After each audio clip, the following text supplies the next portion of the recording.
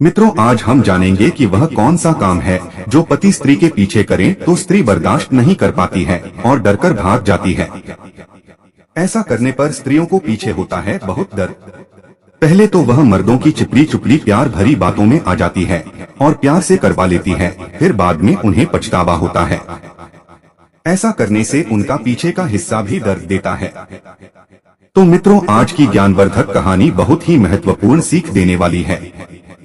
यदि इस कहानी को आपने एक बार ध्यान से सुन लिया तो विश्वास मानिए जीवन में बहुत सारी मुश्किलें आसान हो जाएंगी और आपका जीवन पहले से बेहतर हो जाएगा। तो मित्रों, चलिए ज्यादा देर ना करते हुए आज की कहानी शुरू करती हूँ। लेकिन वीडियो में आगे बढ़ने से पहले कमेंट में जय माता लक्ष्मी जरूर लिखें और वीडियो को लाइक करके चैनल को सब्सक्राइब भी कर लें।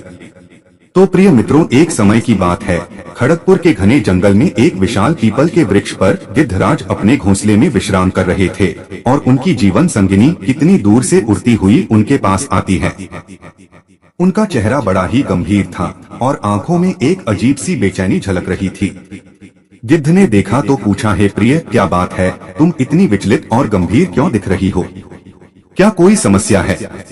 तब गिद्धनी ने गहरी सांस ली और कहा, हे पियाजी, आज जब मैं पृथ्वी लोक के एक छोटे से गांव मानपुर में भ्रमण कर रही थी तो मैंने वहां एक अद्भुत दृश्य देखा। वह दृश्य देखकर मेरे मन में करुणा और ममता का सागर उमड़ पड़ा। गिद्ध ने उसकी ओर उत्सुकता से देखा और पूछा, हे प्रिय, ऐसा कौन सा दृश्य देखा तुमने जिससे तुम्हें इतना व्यथित होना पड़ा? कृपया मुझे विस्तार से बताओ। तब गिद्धनी कहती है, ओ मेरे मोरे बलम, पहले मुझे आप एक बात बताओ कि वह कौन सा काम है जिसे पति अगर अपनी पत्नी के पीछे करे तो उसे बर्दाश्त नहीं होता है, उसे बहुत दर्द होता है। मेरा दूसरा प्रश्न है कि वह कौन सा फूल सूंघने से पुत्र पैदा होता है। आगे गिद्धनी की पत्नी कहती, पियाजी, मैंने जो घटनाएं देखी है वह अब मैं आपको अपनी आंखों से सुनाती हूँ। जब मैं गांव मादीपुर के एक भव्य मंदिर के पास गई, वहां मैंने देखा कि कितने ही श्रद्धालु पूजा करने के लिए आते जाते हैं। मैंने यह भी देखा कि कुछ माता पिता के पास 4-4 पुत्रियां हैं और कुछ के पास 4-4 पुत्र हैं। लेकिन जो माता पिता केवल पुत्रियों के ही माता पिता हैं, उनके चेहरे पर अधूरेपन का गहरा दुख झलक रहा था। उन्होंने थोड़ा रुककर कहा कि माता पिता जिनके पास केवल पुत्रियां हैं अपनी संतान संपदा को अधूरा मानते हैं और एक पुत्र की प्राप्ति के लिए ना जाने कितने प्रयास कर रहे हैं। पूजा पाठ, व्रत, उपवास सब कर रहे हैं, फिर भी उनकी सूनी गोद नहीं भर पा रही है। मित्रों, यह सुनाते सुनाते गिद्धनी की आंखें भर आई। फिर उसने आगे कहा, पियाजी, क्या ऐसा कोई उपाय है जिससे माता पिता की सूनी गोद भर सके? क्या ऐसा कोई माध्यम है जिससे उन्हें पुत्र प्राप्ति का सुख मिल सके? तब गिद्ध ने गहरी मुस्कान के साथ कहा, हे मेरी भोली भाली गिद्धनी, तुमने जो प्रश्न किया है वह न केवल उस गांव का है बल्कि अन्य स्थानों के माता पिताओं के जीवन में दुख का एक बड़ा कारण है। आज मैं तुम्हें एक ऐसा अद्भुत रहस्य बताऊंगा जिसे जानने और अपनाने मात्र से ही यह समस्या समाप्त हो जाएगी। तब गिद्धनी ने पूछा, पियाजी, कृपया मुझे उपाय बताइए, वह कौन सा माध्यम है जिससे यह संभव हो सकता है? तब गिद्ध कहता है, मैं तुम्हें एक ऐसे दिव्य फूल की कथा सुनाने जा रहा हूँ जिसकी महिमा अद्भुत और रहस्यमयी है। इस फूल को केवल सूंघने भर से माता पिता की सूनी गोद भर जाती है। गिद्धनी ने आश्चर्य से पूछा, पियाजी, वह कौन सा फूल है और उसे कैसे प्राप्त किया जा सकता है? कृपया मुझे विस्तार से बताइए ताकि मैं दुखी माता पिताओं की सहायता कर सकूं। गिद्ध ने उत्तर दिया, हे प्यारी, यह फूल अत्यंत दुर्लभ और दिव्य है। इसकी कथा सुनने मात्र से ही व्यक्ति को फूल की महिमा का ज्ञान हो जाता है। जो भी इस कथा को श्रद्धा भाव से सुनता है उसके सभी कष्ट समाप्त हो जाते हैं। तब गिद्धनी ने आग्रह करते हुए कहा, पियाजी, कृपया मुझे उस फूल की कथा सुनाइए। मैं उसे जानने के लिए बड़ी उत्सुक हूँ। इससे मुझे न केवल संतोष मिलेगा बल्कि मैं यह ज्ञान उन माता पिताओं तक पहुँचा सकूंगी जो पुत्र प्राप्ति के लिए बेचैन हैं। तब गिद्ध ने कहा, हे प्रिय, इस कथा को ध्यानपूर्वक सुनना क्योंकि इसमें कई रहस्यमयी बातें छुपी हैं। अब मैं यह कथा आरंभ करता हूँ। मित्रों, गिद्ध कहानी सुनाता है और कहता है, जानेमन हंस नामक गांव में एक साधारण किसान गोपाल अपनी बेटियों के साथ रहता था। गोपाल की 5 बेटियों का विवाह हो चुका था, लेकिन उसकी छोटी बेटी सुमित्रा अभी तक अविवाहित थी। गोपाल का जीवन चिंता से भरा हुआ था। उसकी 5 बेटियों के यहाँ केवल कन्याओं का जन्म हुआ था। किसी को भी पुत्र की प्राप्ति नहीं हुई। वह सोचता था, मुझे स्वयं भी कभी पुत्र नहीं मिला और अब मेरी बेटियों को भी नहीं मिला। यदि मेरी छोटी बेटी सुमित्रा के यहाँ भी पुत्र न हुआ तो लोग क्या कहेंगे? समाज में मुझे और मेरे परिवार को अपमान सहना पड़ेगा। इन्हीं चिंताओं में घिरा गोपाल दिन रात दुखी रहता था और उसकी छोटी बेटी सुमित्रा को अपने पिता की पीड़ा का एहसास था। वह अक्सर अपने पिता के साथ जंगल में जाया करती थी ताकि उनकी मदद कर सके। मित्रों, एक दिन की बात है, गोपाल जंगल में लकड़ी काटने और खेती का काम करने गया। दोपहर होते होते सूरज की गर्मी तेज हो गई। इस कारण गोपाल ने अपने कपड़े उतारकर घास पर रख दिए थे। फिर गोपाल ने अपनी बेटी सुमित्रा से कहा, बेटी जाकर मेरे कपड़े उठा लाओ।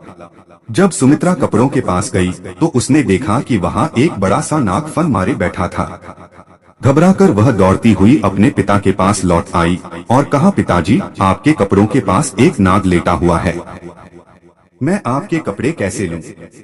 तब गोपाल किसान ने मुस्कुराते हुए कहा, डरने की कोई बात नहीं है बेटी, उस नाग को दूर हटा दो और कपड़े ले आओ, वह नाग कोई हानि नहीं करेगा। सुमित्रा ने हिम्मत जुटाने की कोशिश की, लेकिन वह डर के कारण कपड़े नहीं ला सकी। गोपाल कपड़े वहीं छोड़कर काम खत्म करने के बाद घर लौट आया।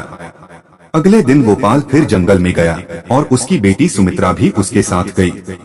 इस बार सुमित्रा ने नाग को देखकर डरने के बजाय साहस से काम लिया और उसने नाग से कहा, हे नाग देवता, तुम यहाँ क्यों लेटे हो? क्या मैं तुम्हारी कोई मदद कर सकती हूँ? नाग ने उसकी बात सुनकर उत्तर दिया, कन्या, तुम बहुत दयालु हो, मैं साधारण नाग नहीं हूँ, मैं एक शापित राजकुमार हूँ। यदि तुम मेरी सेवा करोगी और हर दिन थोड़ा समय मेरे साथ व्यतीत करोगी तो मैं तुम्हें हर दिन धन और भोजन दूंगा। 3 वर्षों तक मेरी सेवा करने के बाद मेरा श्राप समाप्त हो जाएगा और मैं अपने असली रूप में लौट आऊंगा, तब मैं तुमसे विवाह करूंगा। सुमित्रा ने कुछ क्षण सोचकर कहा, ठीक है, मैं तुम्हारी सेवा करने के लिए तैयार हूँ, लेकिन तुम्हें वचन देना होगा कि तुम मेरे परिवार के किसी सदस्य को कोई हानि नहीं पहुँचाओगे। तब नाग ने सहमति में उत्तर दिया, ठीक है, तुम कल इसी समय यहाँ पर आ जाना, मैं तुम्हें अपना सफर शुरू करने के लिए तैयार करूंगा। मित्रों, सुमित्रा घर लौटी और अपने पिता से कहा, पिताजी, मैंने आपकी गरीबी को और अपनी बेबसी को बहुत देख ली है। अब मैं अपनी किस्मत को बदलने के लिए एक बड़ा कदम उठाने वाली हूँ। कृपया मुझे घर छोड़ने की अनुमति दें। मैं यह सब आपके लिए कर रही हूँ। मित्रों, गोपाल अपनी बेटी की यह बात सुनकर चिंतित हो गया। इधर गोपाल अपनी बेटी सुमित्रा को कहीं जाने नहीं देना चाहता था। उसे डर था कि जंगल में उसके साथ कुछ अनहोनी ना हो जाए, लेकिन सुमित्रा ने तो जिद पकड़ ली थी। पिताजी, मैं आपकी गरीबी और आपकी चिंताओं से तंग आ चुकी हूँ। अब मैं अपना भाग्य आजमाना चाहती हूँ। कृपया मुझे इस काम के लिए रोके नहीं। फिर गोपाल ने भारी मन से अपनी बेटी को अनुमति दी। फिर सुमित्रा अगले दिन नाग से मिलने जंगल में लौटी। अगले दिन सुमित्रा नाग से मिली। नाग उसे देखकर बहुत खुश हुआ और बोला, अब जब तुम यहाँ आ ही गई हो तो मुझे थोड़ी देर के लिए जंगल में घुमाने ले चलो। सुमित्रा ने साहस दिखाते हुए कहा, ठीक है, मेरे पीछे पीछे चलो, हम जंगल में घूमने चलते हैं। मित्रों, दोनों जंगल में घूमने लगे। नाग सुमित्रा के साथ समय बिताकर बहुत खुश हुआ। दिन भर जंगल में घूमते हुए शाम हो गई। तभी अचानक जंगल के एक हिस्से में एक शानदार महल प्रकट हुआ। वह महल ऐसा था जैसा सुमित्रा ने अपने जीवन में कभी नहीं देखा था। महल के अंदर एक बड़ा सा कमरा था। उस कमरे में एक बड़ी सी मेज सजी हुई थी। मेज पर तरह तरह के स्वादिष्ट भोजन और मिठाइयाँ रखी हुई थी। सुमित्रा ने पहले कभी ऐसा भोजन नहीं देखा था। नाग ने कहा, यह महल और इसमें रखी सभी चीजें तुम्हारे लिए हैं। आज से जब भी तुम मुझे जंगल में घुमाने लाओगी, तुम्हारे लिए यहाँ ऐसी ही व्यवस्था की जाएगी। मित्रों, सुमित्रा ने भरपेट खाना खाया और महल के एक आरामदायक बिस्तर पर सोने चली गई। हर दिन सुमित्रा नाग को 1-2 घंटे के लिए जंगल में घुमाने ले जाती थी और फिर उस महल में लौट आती थी। वहाँ उसके लिए शानदार व्यवस्था की जाती थी। इस प्रकार धीरे धीरे 1 वर्ष बीत गया। नाग और सुमित्रा के बीच एक अनोखा रिश्ता बन चुका था। नाग ने हमेशा सुमित्रा की हर जरूरत पूरी की और उसकी देखभाल की। एक दिन सुमित्रा ने नाग से कहा, हे नाथ, मुझे अपने पिता और बहनों से मिलने की अनुमति चाहिए। वे मेरी चिंता करते होंगे। मुझे घर से आए बहुत समय बीत गया है। तब नाग ने मुस्कुराकर कहा, तुम्हारा यह अनुरोध मैं स्वीकार करता हूँ, लेकिन ध्यान रखना तुम कल वापस लौटा आना। फिर सुमित्रा ने सहमति जताई। नाग ने उसे ढेर सारा सोना और कीमती आभूषण दिए ताकि वह उन्हें अपने परिवार को दे सके। जब सुमित्रा खजाने के साथ अपने पिता गोपाल और अपनी बहनों के पास पहुंची तो देखकर सभी चकित रह गए। गोपाल और उसकी 4 बेटियों ने पूछा, बेटी, यह सारा सोना और आभूषण तुम कहां से लाई हो? इसका असली मालिक कौन है? तब सुमित्रा ने नाग से किए वादे के कारण कुछ भी नहीं बताया। उसने केवल इतना कहा, मुझे इसके बारे में कुछ भी बताने की अनुमति नहीं है। लेकिन उसके पिता और बहनों को उसकी यह बात बिल्कुल पसंद नहीं आई। उन्होंने सुमित्रा को समझाने और सच्चाई बताने के लिए दबाव बनाया। जब उसने कुछ नहीं बताया तो उन्होंने उसे मारने पीटने तक की कोशिश की। मित्रों, दुखी होकर सुमित्रा अगले दिन जंगल में लौट गई। नाग उसका इंतजार कर रहा था। उसने सुमित्रा से कहा, तुमने मेरे आदेश का पालन किया और कुछ नहीं बताया। यह तुम्हारी ईमानदारी को दिखाता है। चलो अब मुझे घुमाने ले चलो। सुमित्रा ने हमेशा की तरह नाग को जंगल में घुमाया। हर दिन की तरह दोनों ने समय बिताया और फिर महल में लौट आए। इस प्रकार से 1 साल बीत गया। दूसरा साल भी समाप्त हो गया। धीरे धीरे समय बीतता गया।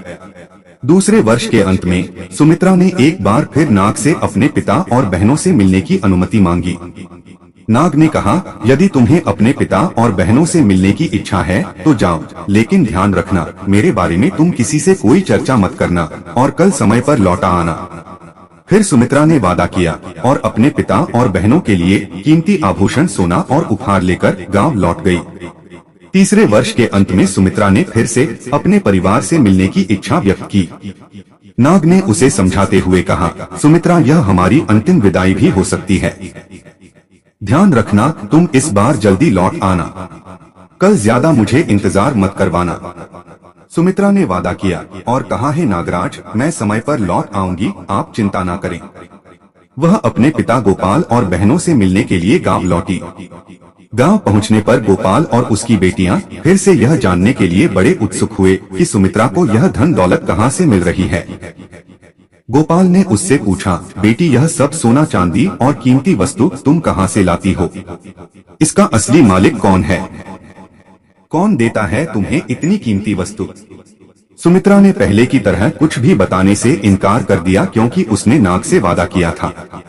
लेकिन इस बार गोपाल और उसकी 4 बेटियां बहुत नाराज हो गए। उन्होंने सुमित्रा को सच उगलवाने के लिए उसे घर से बाहर जाने से रोकने की कोशिश की। जब सुमित्रा ने फिर भी कुछ नहीं बताया तो उन्होंने उसे बुरी तरह से रोका। सुमित्रा ने किसी तरह खुद को उनसे छुड़ाया और जल्दी से जंगल की ओर भागी। वह सोच रही थी कि उसे नाग के पास शीघ्र लौट जाना चाहिए, लेकिन जब वह जंगल में पहुंची तो वहां कुछ भी नहीं मिला। महल गायब हो चुका था और नाग भी वहां नहीं था। सुमित्रा ने चारों ओर देखा, लेकिन हर जगह सन्नाटा पसरा हुआ था। सुमित्रा की आंखें भर आई। वह समझ गई कि 3 वर्ष पूरे हो चुके हैं और नाग का श्राप समाप्त हो चुका है। अब वह अपने असली रूप में लौटकर एक राजकुमार बन चुका होगा और अपने राज्य वापस चला गया होगा। सुमित्रा बहुत परेशान हो गई। वह सोचने लगी, यदि मेरे पिता और बहनों ने मुझे रोकने की कोशिश न की होती तो शायद मैं समय पर लौट आती। मैंने नागराज को खो दिया है। अब मुझे उन्हें ढूंढना ही होगा। सुमित्रा ने अपने जीवन में पहली बार इतना बड़ा संकल्प लिया। उसने निश्चय किया कि वह उस नाग को खोजेगी, चाहे उसके लिए कितनी भी मुश्किलों का सामना क्यों न करना पड़े। खोजते खोजते वह एक घने जंगल में पहुंच गई। वहां उसे एक छोटी सी झोपड़ी दिखाई दी। उस झोपड़ी के अंदर एक बूढ़ी महिला रहती थी। सुमित्रा ने झोपड़ी के अंदर जाकर उस महिला से कहा, माँ, मैं बहुत थकी हुई हूँ। क्या मैं रात भर आपके यहाँ ठहर सकती हूँ? मैं आपको अपनी सारी कहानी बताना चाहती हूँ। तब बूढ़ी महिला ने दयावश उसका स्वागत किया और कहा, बेटी, तुम यहाँ सुरक्षित हो। पहले आराम करो और फिर मुझे अपनी कहानी बताओ। सुमित्रा ने उसे नाग और अपनी यात्रा की पूरी कहानी सुनाई।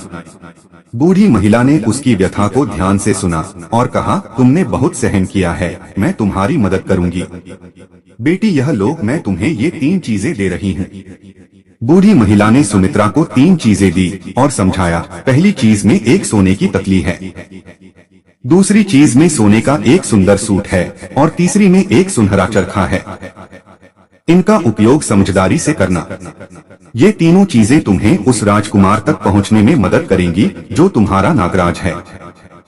सुमित्रा ने उन तीनों चीजों को संभाल कर रख लिया और बूढ़ी महिला को धन्यवाद दिया। उसके बाद वह आगे बढ़ चली। कई दिनों तक जंगलों और पहाड़ियों में सफर करने के बाद सुमित्रा एक विशाल कांच के पहाड़ तक पहुंची। वह समझ नहीं पा रही थी कि उस चिकने और फिसलन भरे पहाड़ों को कैसे पार करें। कई बार वह चढ़ने की कोशिश कर रही थी, लेकिन बार बार नीचे गिर जाती थी। थकावट और निराशा उसके चेहरे पर साफ झलक रही थी। उसी समय उसे पास ही एक लोहार की दुकान दिखाई दी। उसने लोहार से मदद मांगी। लोहार ने कहा, यदि तुम चाहती हो कि तुम इस पहाड़ पर चढ़ सको तो मैं तुम्हारे हाथों और घुटनों में घोड़ों की नाल लगा सकता हूँ। सोच लो कि हाँ या नहीं। सुमित्रा ने उसकी बात मान ली। लोहार ने उसके हाथों और घुटनों में नाल लगा दी। उसके बाद उसने उस पहाड़ को पार कर लिया। फिर वह गिद्ध अपनी गिद्धनी से कहता है, जाने मन बड़े ध्यान से सुनना। कांच के पहाड़ को पार करने के बाद सुमित्रा को एक विशाल नगर दिखाई दिया। यह वही नगर था जहां नागराज अब मुक्त होकर राजकुमार बनकर अपनी नई रानी के साथ जीवन यापन कर रहा था। राजा ने अपनी नई पत्नी के साथ सुखपूर्वक जीवन जीना शुरू कर दिया था। हालांकि राजा और उसकी रानी के पास कोई संतान नहीं थी। रानी चिंतित थी और अपनी संपत्ति अपने मायके वालों को देने की योजना बना रही थी। सुमित्रा ने नगर में प्रवेश किया। उसने रानी से मिलने की योजना बनाई और एक दासी का वेश धारण किया। महल में पहुंचकर उसने रानी से कहा, मैं एक कुशल सूत काटने वाली हूँ, क्या मुझे महल में काम मिल सकता है? रानी ने सोचा कि यह महिला उनके काम आ सकती है और उसे महल में काम करने की अनुमति दे दी। सुमित्रा ने अपने थैले से सोने की तकली निकाली और काम शुरू कर दिया।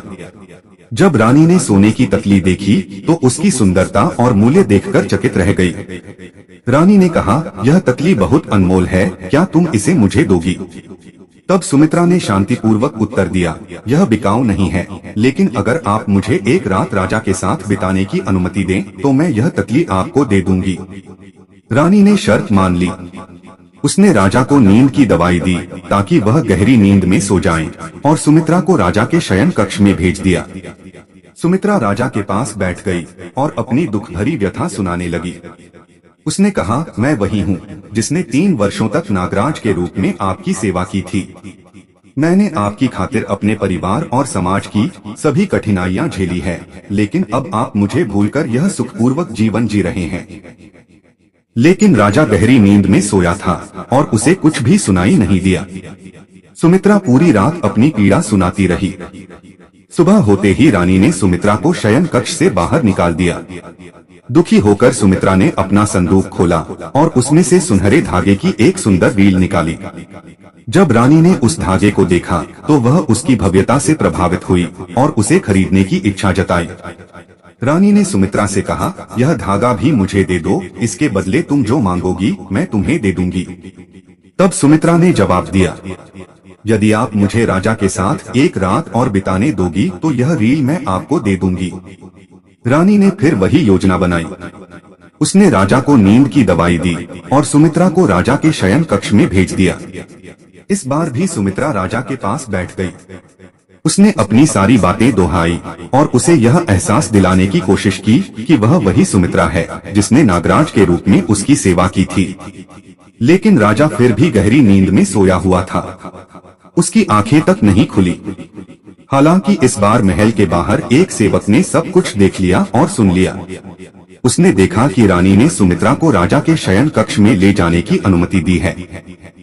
सेवक ने पूरी रात राजा के शयन कक्ष के बाहर खड़े होकर सुमित्रा की बातें सुनी। अगले दिन उसने राजा को यह सारी सच्चाई बता दी। जब राजा को सेवक से यह बात पता चली तो उसने सुमित्रा से मिलने का निश्चय किया। राजा अब समझ चुका था कि सुमित्रा वही लड़की है जिसने उसके नाग रूप में 3 वर्षों तक सेवा की थी और जो उसकी सच्ची साथी थी। लेकिन रानी हर बार सुमित्रा को सुबह होते ही शयन कक्ष से बाहर कर देती थी। राजा को यह भी समझना था कि वह अपनी रानी की योजनाओं से कैसे निपटे। फिर सुमित्रा ने कई असफल प्रयासों के बाद अपना तीसरा और अंतिम संदूक खोला। इस बार उसमें से एक अद्भुत सुनहरा चरखा निकला। जब रानी ने उस चरखे को देखा तो उसकी सुंदरता और बारीकी से बनी कारीगरी से वह मोहित हो गई। वह तुरंत उस चरखा को पाने की इच्छा जताने लगी और कहने लगी, यह चरखा तो अत्यंत अनमोल है, क्या तुम इसे मुझे दोगी? सुमित्रा ने शांतिपूर्वक जवाब दिया, यह चरखा बिकाऊ नहीं है, लेकिन यदि आप मुझे राजा से एक रात और मिलने देंगी तो मैं यह चरखा आपको दे दूंगी। रानी को चरखा चाहिए था, इसलिए उसने सुमित्रा की शर्त मान ली। उसने हमेशा की तरह राजा को नींद की दवा देने की योजना बनाई, लेकिन इस बार सेवक ने राजा को पहले ही सब कुछ बता दिया था। उसने राजा से कह दिया था, महाराज वह कोई साधारण दासी नहीं है। उसने आपको गहरी नींद में रो रो कर अपनी पूरी व्यथा सुनाई है। आपको उसे जरूर सुनना चाहिए। राजा को यह सुनकर आश्चर्य हुआ। उसने सेवक की बात मानी और रानी की दवा पीने का नाटक किया। दवा को चुपचाप बाहर फेंककर सोने का नाटक करता रहा। जब रानी ने सुमित्रा को राजा के शयन कक्ष में भेज दिया तो सुमित्रा ने राजा को सोते हुए पाया।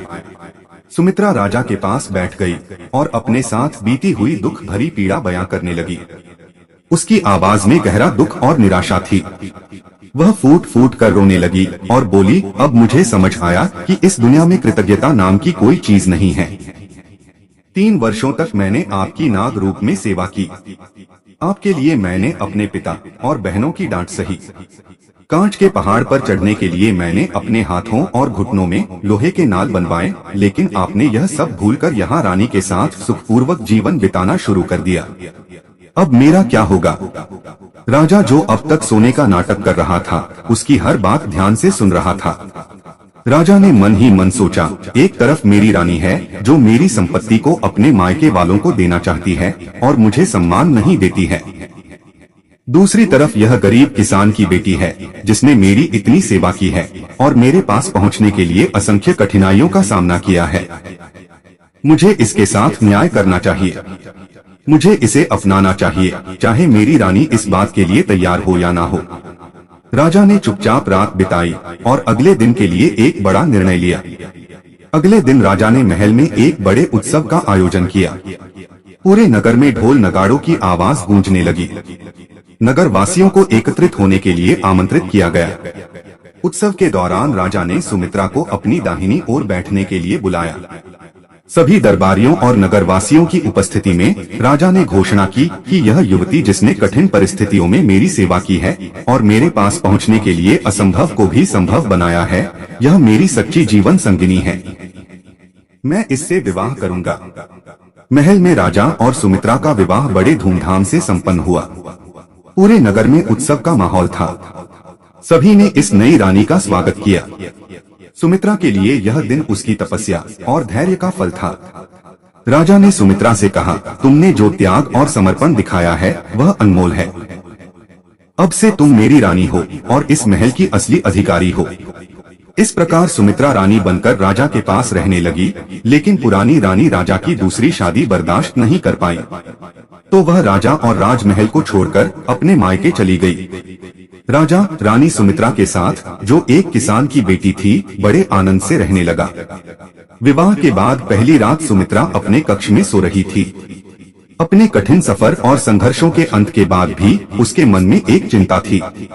वह लक्ष्मी जी की उपासना करते हुए अपनी गोद भरने और पुत्र प्राप्ति की कामना कर रही थी। उस रात सुमित्रा के सपने में माता लक्ष्मी प्रकट हुई। उनका रूप अद्भुत था। वे मुस्कुराते हुए बोली, हे पुत्री सुमित्रा, तुम चिंता मत करो, तुम्हारी कामना अवश्य पूरी होगी। मैं तुम्हें एक ऐसा उपाय बताती हूँ जिससे तुम्हें मनचाहा संतान सुख प्राप्त होगा। माता लक्ष्मी ने कहा, पुत्री, मासिक धर्म समाप्त होने के बाद बगीचे के उत्तर पश्चिम कोने में पूर्णिमा की रात लाल और सफेद गुलाब की टहनियों को ढक देना। अगली सुबह सूर्योदय के समय उन्हें खोल देना।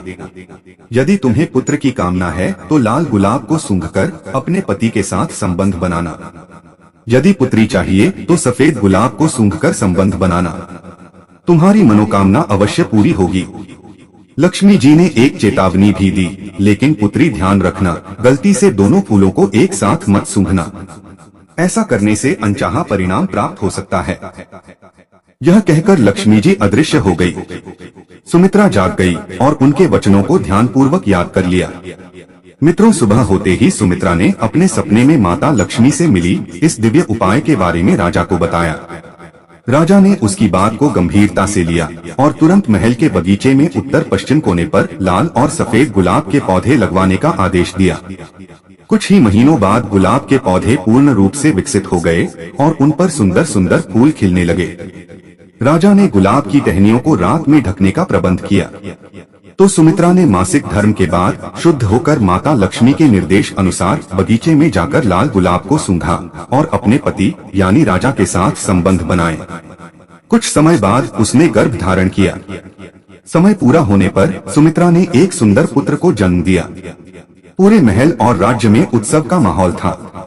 राजा ने पुत्र प्राप्ति की खुशी में पूरे राज्य में नगाड़े बजवाए, मिठाइयाँ बांटी गई और जरूरतमंदों को दान भी दिया गया। प्रजा को राजा और रानी के पुत्र के जन्म की सूचना दी गई और लोग राजा के न्यायपूर्ण शासन और सुमित्रा के धैर्य की प्रशंसा करने लगे।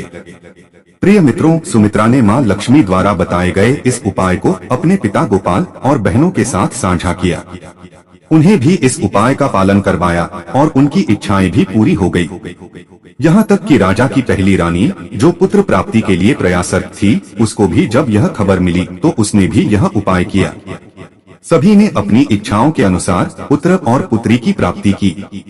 फिर गिद्ध ने आगे अपनी गिद्धनी से कहा, तो जाने मन इस प्रकार सुमित्रा की कठिन तपस्या और धैर्य ने उसे अपने जीवन का सबसे बड़ा सुख दिला दिया।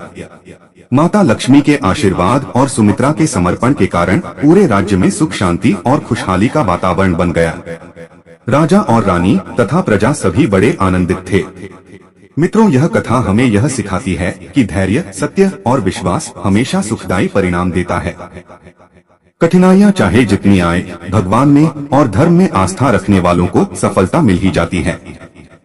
फिर वह गिद्ध बोला, हे प्रिय, अब मैं बताता हूँ कि एक विवाहित स्त्री का कौन सा काम उसका पति पीछे से करे तो वह बर्दाश्त नहीं कर पाती है और उसे बहुत दर्द होता है।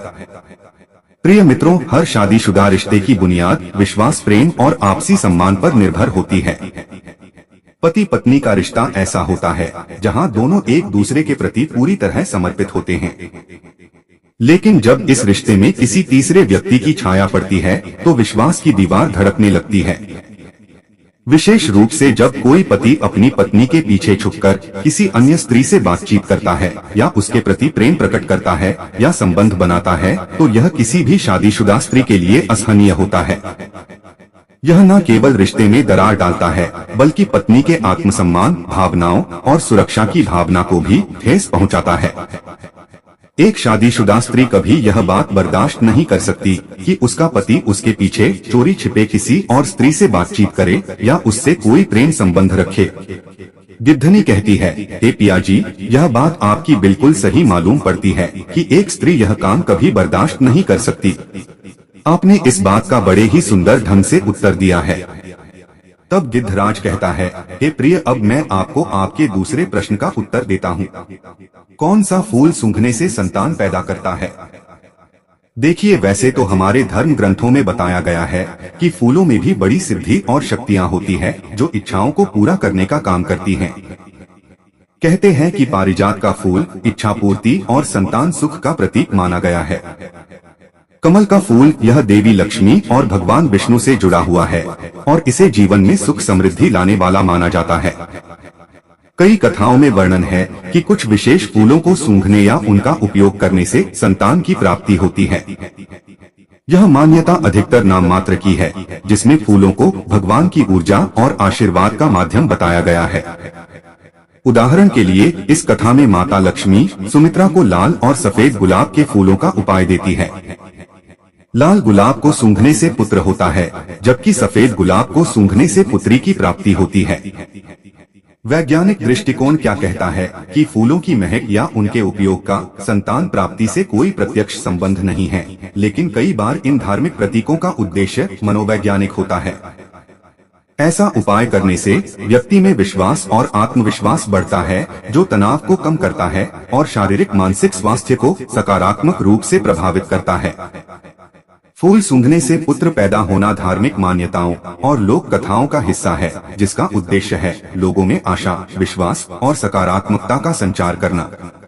हालांकि इसे सच नहीं मानना चाहिए, केवल मन को समझाने के लिए ऐसा किया जा सकता है। यदि संतान संबंधी कोई समस्या हो तो धार्मिक उपायों के साथ साथ चिकित्सकीय परामर्श भी अवश्य लेना चाहिए। गिद्ध की पत्नी बोली, जी मेरे सांबरे बलम, आपने मेरे दोनों प्रश्नों का उत्तर